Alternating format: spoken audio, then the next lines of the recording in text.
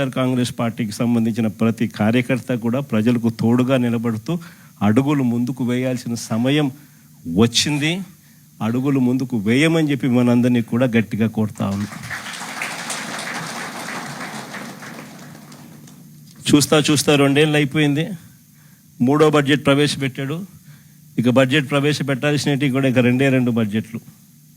ఉద్యోగస్తుల దగ్గర నుంచి, మహిళల దగ్గర నుంచి, రైతన్నల దగ్గర నుంచి, పిల్లల దగ్గర నుంచి, యువకుల దగ్గర నుంచి ప్రతి ఒక్కరూ కూడా చంద్రబాబు నాయుడు గారిని తిట్టకుండా తిడతా ఉన్నారు. ఇక 2 ఏళ్ళకి చూస్తా ఇంకా మరో 2 ఏళ్ళు అయిపోతుంది. ఆ తర్వాత ఎలక్షన్ ఇయర్. మొదలో 1.5 సంవత్సరం నా పాదయాత్ర కూడా ఎలాగో సాగుతుంది.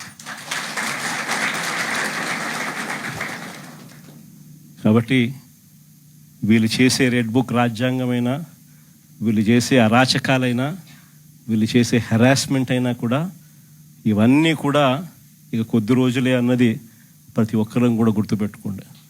ఇక్కడ కూడా మన పార్టీ హెడ్ ఆఫీస్లో లీగల్ సెల్ అన్నది చాలా స్ట్రాంగ్గా తయారు చేసాం.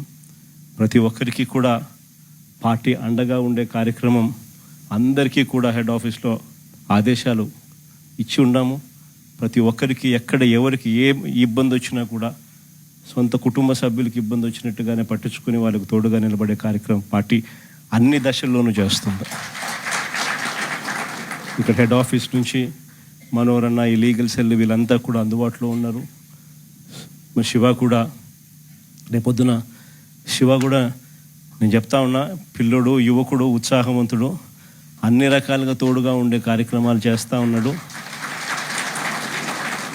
పార్టీకి తను గట్టిగా నిలబడతా ఉన్నాడు. తనను కూడా రాబోయే రోజుల్లో దేవుడు ఆశీర్వదిస్తే ఇంకా పై స్థానంలో కూడా తీసుకుంటారు. అందరూ కూడా తోడుగా ఉంటారు.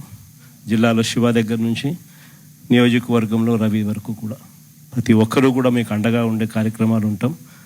ప్రతి ఒక్కరూ కూడా